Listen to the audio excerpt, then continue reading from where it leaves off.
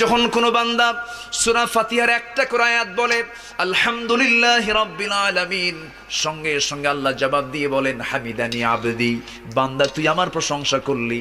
আর রহমানির রহিম যখন বলে আল্লাহ বলেন আসনা আলাইয়া আবদি।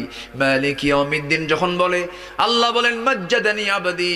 এরপরে যখন বলে ইয়াকা না'বুদু ওয়া ইয়াকা নাস্তাঈন পর্যন্ত যখন বলে আল্লাহ বলেন বান্দারে তুই আমার কাছে কি চাস, প্রাণ খুলে চা রে বান্দা।